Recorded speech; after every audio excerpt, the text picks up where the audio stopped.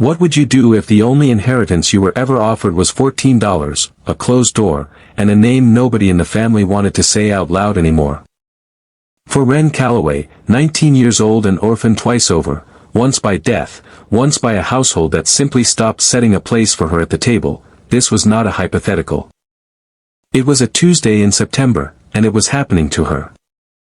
She would spend that $14 on train fare, on 2 nights in a boarding house that smelled of lye soap, and on a stagecoach ticket to a town so far past the last rail line that the conductor had to check a second map to find it. And when the $14 was gone, she would spend her very last $3 on something the whole town of Coyote Wells agreed was worthless, a squat iron vault, rusted shut at every seam. That nobody, not the county assayer, not the locksmith 2 towns over, not even the men who had hauled it up out of a dead recluse's cellar, had been able to open in 40 years. They laughed when she raised her hand at the auction. They did not laugh for long. Because sealed inside that vault was a secret that had been waiting 4 decades for someone patient enough, and skilled enough, to reach it, a secret that would settle old debts, rebuild a dying town, and finally answer a question one lonely man had been carrying since the autumn of 1859. Settle in, and let us know in the comments where you're watching from tonight. Wren had not always been a girl with $3 to her name. She had grown up in a narrow brick shop on the edge of Denver, in the 2 rooms above her father's business, where the smell of machine oil and hot metal filings hung in the air the way incense hangs in a church. Her father, Elias Calloway, was a locksmith, not the kind who cut a spare key for a back door, but the kind who built the great iron safes that banks and mining offices paid dearly for. And who could, when a man forgot his own combination or a widow lost the only key to her late husband's strongbox, coax open what other men called impossible. He had no sons, and he had never wanted one.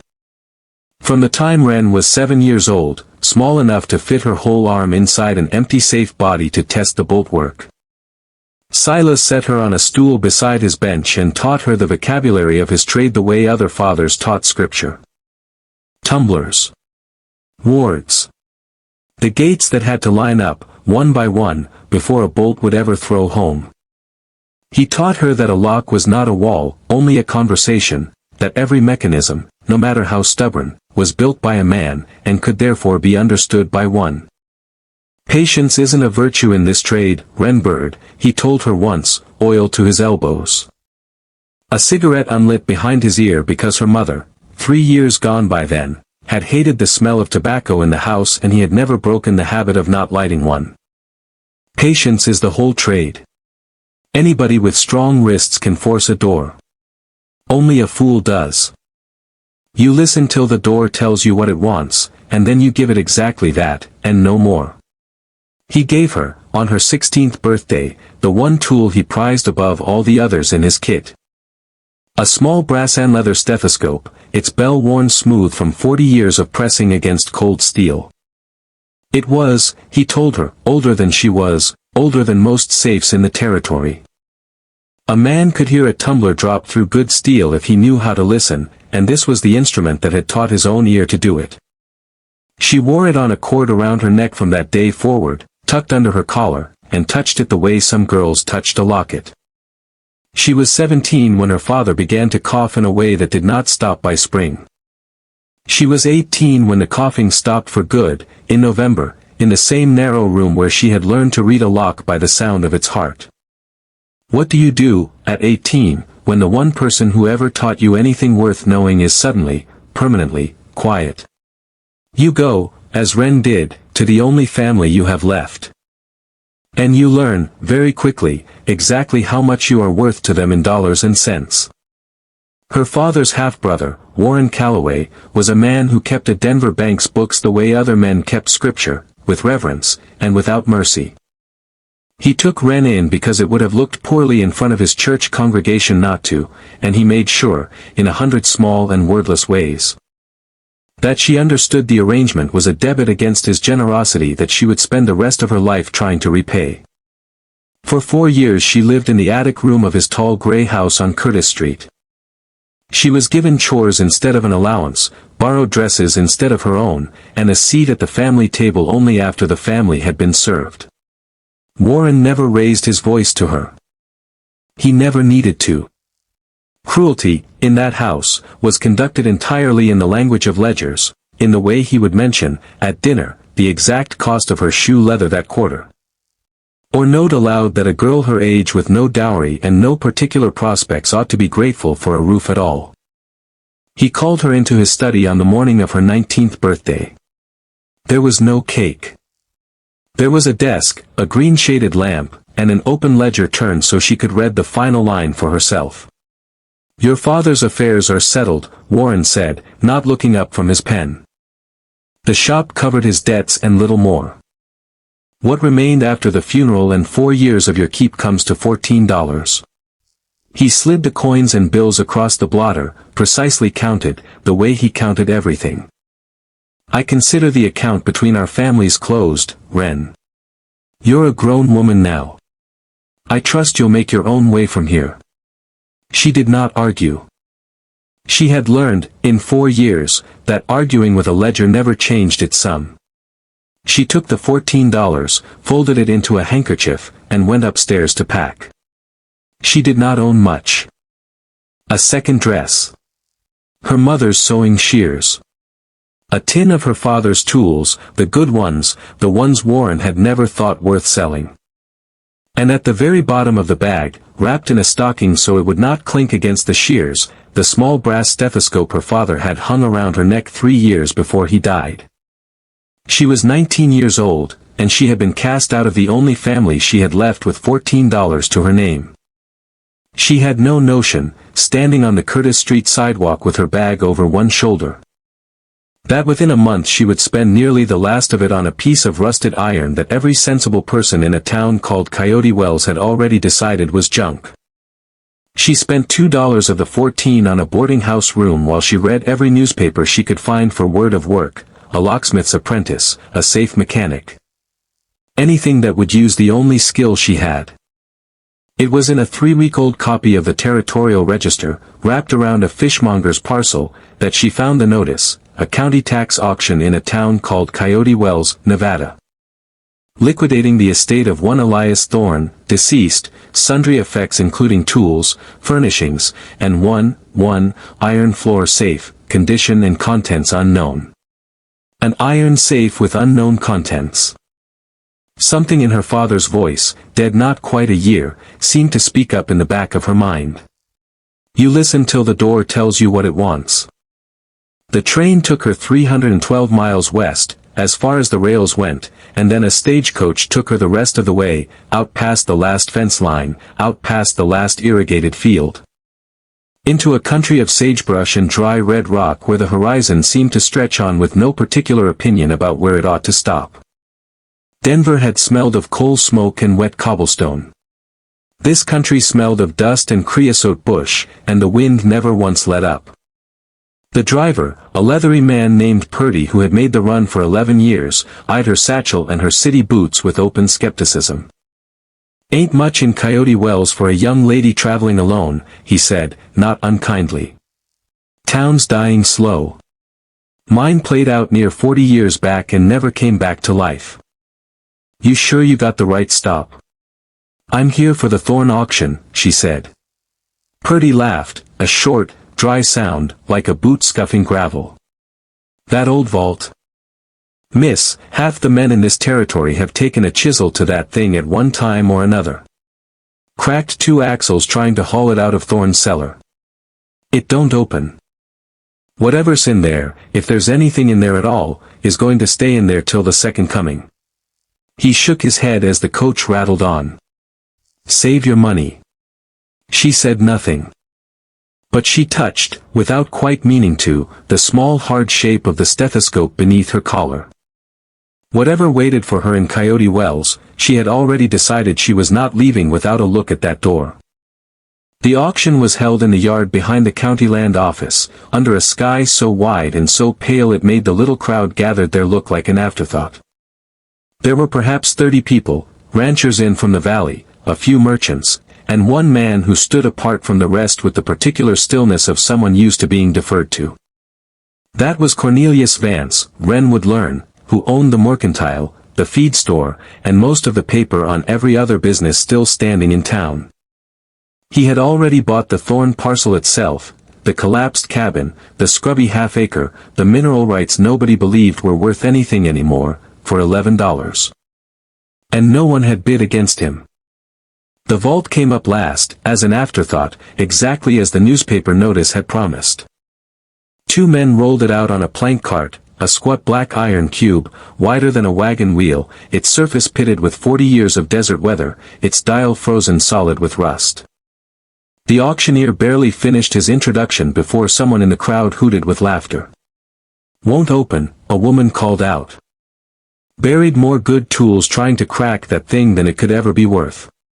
"Sold as scrap, then," the auctioneer said, unbothered. Opening bid. Wren raised her hand before she had entirely decided to. $3. The whole yard turned to look at her, the girl in city boots, dust to her ankles, satchel still over her shoulder from the coach. Vance glanced her way with the mild, unbothered amusement of a man who has never once in his life worried about losing anything he wanted. He did not raise his hand again. $3 was not worth his trouble. "Sold," the auctioneer said, to the young lady. "For $3. She counted the money into his palm, the last $3 of her father's 14, and put her hand flat against the vault's cold iron top the way another woman might touch a gravestone. Around her, the crowd was already drifting toward the next lot, already half forgetting she existed. She did not yet know what was inside. She only knew, with the same quiet certainty her father used to have standing over a stubborn lock, that she was going to find out. Getting the vault off the auction cart and into the leaning shed she rented behind the livery took 2 of the town's mules, a plank ramp, and most of what remained of her strength. By the time it sat square on the packed dirt floor, her palms were raw, her good dress was ruined at the hem, and she had exactly 40 cents left in the world. The weeks that followed were the hardest kind of ordinary. She took in mending to eat. She swept the mercantile floor for Vance twice a week in exchange for oil, rags, and the occasional tin of beans, which she noticed he always counted out with the same precision her uncle had used on that green blotter in Denver, a coincidence that made her stomach tighten every time. Her hands, soft from 4 years of borrowed dresses and light chores, split and calloused and turned the deep brown black of a working locksmith's hands within a month. And she found she did not mind the look of them at all. There were nights, in that drafty shed, listening to the wind work at the loose boards, when the vault seemed less like an opportunity and more like a joke the whole territory was playing on her.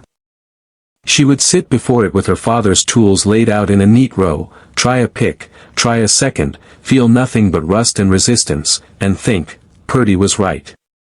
This is going to stay shut until the second coming, and I am going to starve first. It was on one of those low nights that she met Zeke Pruitt. He was the oldest man in Coyote Wells by every account, a former prospector who had worked the Widow's vein mine back when it still paid, and who now spent his days on a bench outside the livery, watching the town's slow decline with the patient interest of a man who had already seen the worst of it. He wandered into her shed one evening uninvited, looked the vault over with his one good eye, and said the strangest thing anyone had said to her since she'd arrived. "That box didn't come out of no bank," he said, chewing on nothing in particular. "I knew the man who built the cellar it sat in. Elias Thorne wasn't hiding gold, girl.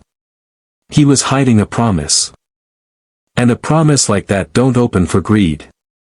It only opens for someone with the patience to keep listening after everybody smarter's already quit." She did not understand what he meant. Not that night. But she wrote it down anyway, on the back of a mending bill, the way her father used to write down a lock's peculiarities before he'd fully solved them. It only opens for someone with the patience to keep listening. She went back to the vault the next morning with her father's stethoscope pressed to the cold iron door, and this time, she made herself stop trying to force it, and start, instead, to listen. The first clue came from her own hands, not her ears. She had spent 3 days simply cleaning the vault's face, working 40 years of rust and grime out of every seam with an oiled rag and a wire brush. The way her father always insisted a mechanic clean a lock before ever touching a pick, so you're reading the door and not the dirt on it. It was on the third day, running her thumb along the lower right corner of the frame, that she felt it, a seam that did not match. Every other joint on that vault had been forged the same way, a single continuous weld, the mark of one blacksmith's hand, done all at once. But this one seam, low on the right side, had been reworked. The metal there was a shade darker, hammered by a different hand, at a different time. It was the kind of thing that would mean nothing to a man swinging a sledgehammer at the front dial. It meant everything to a girl who had spent a childhood learning that a lock's true story is rarely told at the door people expect. She thought of her father, elbow deep in a strongbox that had defeated 2 other mechanics, saying, "A man who wants to hide something twice, Wren Bird, never hides it in the same place he's already told you to look." The front dial, she realized then, had never been the point. It was a decoy, an honest lock, certainly, but not the true seal. The true seal was that reworked seam, low and to the side, where a second, smaller mechanism had been fitted into the vault's own wall. She pressed the stethoscope to the seam and turned the small recessed dial hidden beneath it, so worn with grime that she had mistaken it, twice already, for a manufacturer's stamp. And there, faint but unmistakable, she heard the first tumbler drop. What would you have done, in her place, 300 miles from anyone who knew your name, with 40 cents to your name and a dead man's secret finally starting to speak? Let us know in the comments what you think she found. It took her 6 more days to open it. The hidden mechanism was old, and stiffer than anything her father had ever let her practice on. Built by a man who had clearly known the trade himself and meant for his work to survive whoever came looking. She worked by lamplight after her mending and sweeping were done, one ear pressed to the cold steel, one hand steady on the tension wrench. Feeling for the particular give that meant a gate had lined up true. The second tumbler took 2 days alone, jammed with 4 decades of dust that she had to work loose 1 grain at a time with a bent sewing needle. Breathing so slow and so careful that her jaw ached by the end of each session. Tobias Reyes, the town's blacksmith, wandered by twice that week, watched her work without a word of judgment. And on the second visit simply left a small forged pick beside her elbow, thinner and better tempered than anything in her father's kit, and walked away before she could thank him properly. It was, she would learn, exactly how the man communicated everything he meant. The third tumbler dropped on a Thursday afternoon with a sound so soft she nearly missed it beneath the wind rattling the shed's tin roof. She sat back on her heels, sweat cooling on her neck, and allowed herself, for the first time since Denver, to cry, not from grief this time, but from something closer to recognition. Her father would have loved this door. He would have called it a worthy adversary. She wiped her face on her sleeve and kept working. The fourth and final gate took her the better part of a day, and when it finally gave, it did not give with drama. There was no grinding of ancient hinges, no dramatic groan of iron. There was only a small, exact click, the same sound, she realized, that her father's own safes had always made at the very end, the sound of a mechanism finally satisfied, and the narrow inner door. No larger than a bread box, swung outward on hinges someone had oiled and wrapped in oilcloth 40 years before, as if he had wanted, even then, to make it easy for whoever finally reached this point. She sat very still for a long moment before she reached inside. It was real. Whatever it was real, and it had been waiting for her, for someone, anyone, patient enough, since before she was born. The chamber beyond the small door was larger than she had expected, not merely a cavity in the vault's wall, but a shallow room, no more than 4 feet in every direction. Cut into the rock behind the shed's foundation, lined with dry board and lead sheeting to keep out the damp. It had been built, she understood at once, not as a hiding place for a single afternoon, but as a room a man had meant to last. She found it by lamplight, and she catalogued it the way her father had taught her to catalogue any open safe, slowly, in order, touching nothing before she understood what it was. There were tools first, the humble kind, a miner's pick, a tin cup, a leather-bound ledger gone soft with age. There was a small carved wooden bird, a robin, no bigger than her thumb. Its wings worked with a patience that spoke of long winter evenings and a steady hand. There was a woman's hair comb, tortoiseshell, wrapped in a scrap of blue calico. And beneath all of it, in 3 iron strongboxes stacked one atop the other, there was money, gold coin, silver certificates, and paper currency, all of it counted, banded, and labeled in a careful, deliberate hand. $22,340, by her own count, taken twice to be certain. And on top of the highest strongbox, weighted down by a smooth river stone, there was a sealed envelope, brittle with age, on which someone had written, in ink gone brown as tea, "To whoever finds this." She sat down on the dirt floor of that hidden room, her father's stethoscope still cold against her collarbone, and she broke the seal.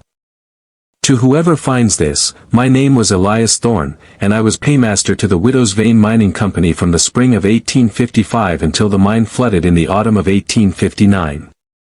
I write this not knowing who you are, only that you must have been patient enough, and skilled enough, to reach this room, and I have come to believe, in the years I have spent alone since sealing this door, that patience of that kind is not so common a thing, and ought to be rewarded. I lost my wife Naomi and my daughter Robin to the winter fever the same season the mine began to fail.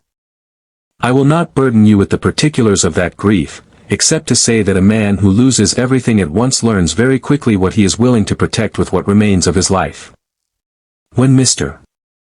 Bartholomew Kess, who owned the mine, understood that the vein was played out and the company finished, he made ready to take the last payroll, wages owed to 47 men who had trusted him with their labor and their family's welfare, and disappear east before a single man could be paid what he was due.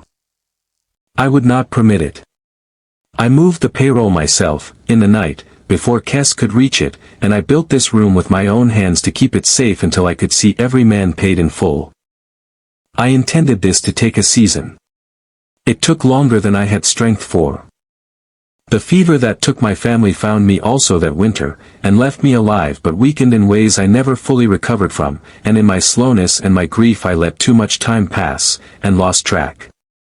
In my own confusion, of which men remained to be paid and which had already given up on Coyote Wells and moved on, I could not, in good conscience, distribute what I could not account for correctly. And so I waited. And the waiting became this vault, and this letter, and 40 years. Whoever you are, see that the miners' families are found, if any can still be found, and paid first, and in full. What remains after that is yours, freely given, with no condition upon it but this, that you use it to make something live in this place again, rather than to simply leave it richer than you found it.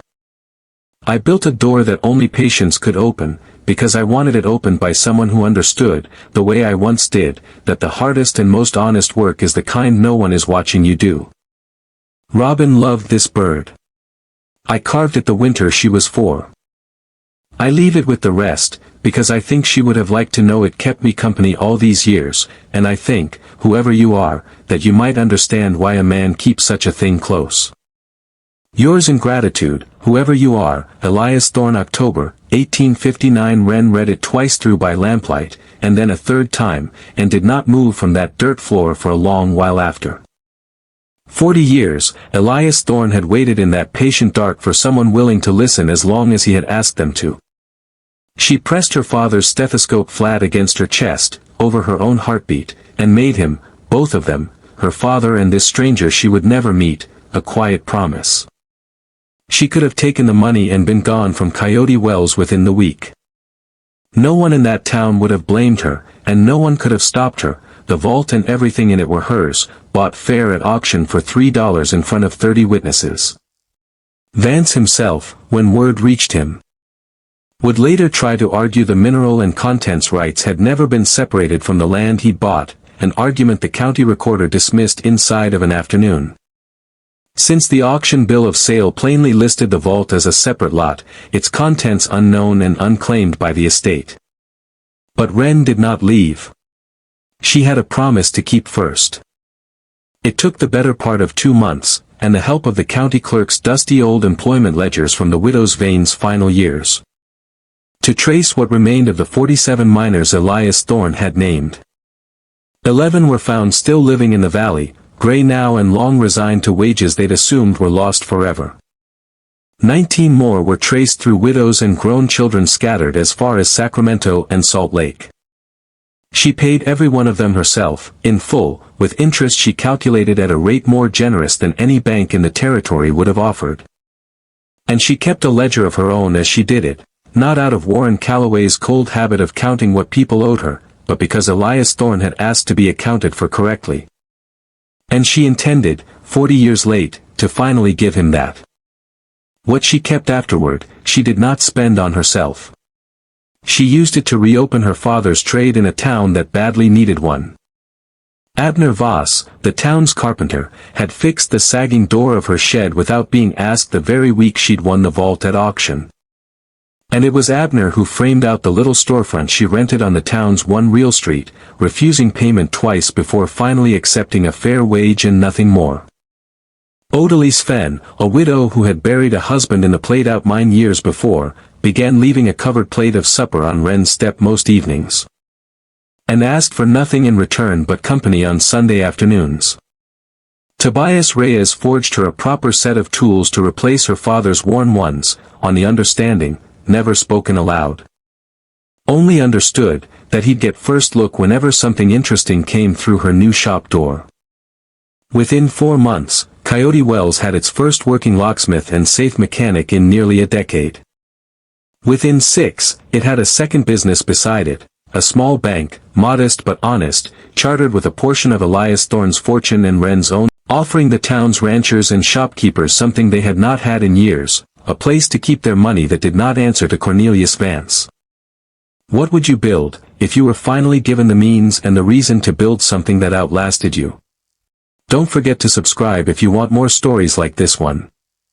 Cornelius Vance did not take the town's shifting loyalties quietly, though he never once raised his voice about it either. Cruelty in Coyote Wells, Wren had come to understand, was spoken the same careful language it had been spoken in her uncle's study back in Denver. Vance tried first to claim the vault's contents through the county recorder, and lost. He tried next to buy Wren's new bank out from under her with an offer so far above its worth that half the town gossiped about it for a week, and she declined without raising her voice either, which seemed to unsettle him more than any argument could have. And when word finally spread, as word in a small town always does, of exactly what Elias Thorne's letter had said, and exactly how Vance had once tried to buy that same vault for 2 lazy fingers raised at auction, believing it worthless, the town's opinion of him did not so much turn as simply, quietly, stop mattering to him at all. His mercantile lost custom to a new store 2 doors down. His paper on other men's debts got called in, one, by men who no longer needed his patience. He was not run out of Coyote Wells. He simply became, over the course of a single winter, a man nobody in town found much reason to speak to anymore. Denver reached her differently, and rather later. A lawyer, hired with some of Elias Thorne's money to properly settle her father's old estate, wrote to inform her that a full accounting of Silas Calloway's affairs, conducted at her request, and paid for out of her own pocket, showed her Uncle Warren's ledger from 4 years prior had been short by some considerable sum, quietly diverted into his own accounts under the header of estate administration fees that no honest court would have recognized. She did not sue him. She did not write him an angry letter. She simply had the lawyer send him a copy of the accounting, with a note in her own hand at the bottom: "The account between our families is closed, Uncle Warren. I consider us square." She never heard from him again, and was, on the whole, entirely at peace with that.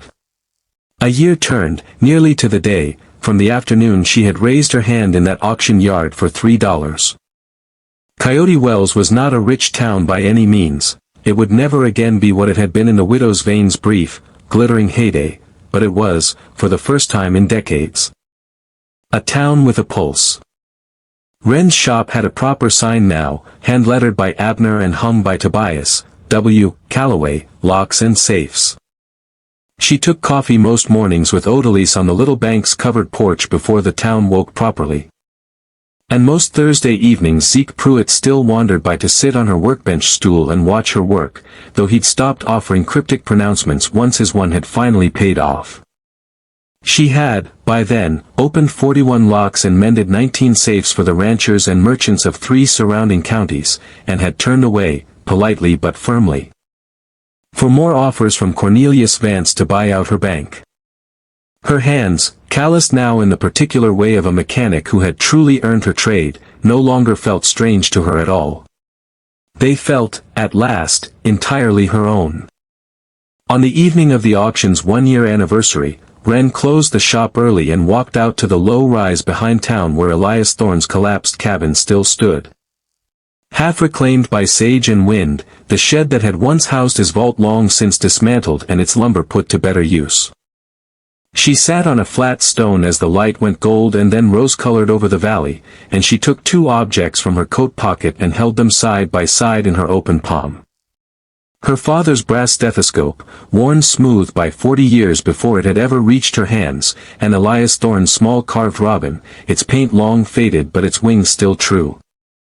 2 men, she thought, who had never met, who had lived and died a whole territory and a whole lifetime apart, and who had each, in their own quiet way, given her everything she needed to become who she was now sitting on this hillside.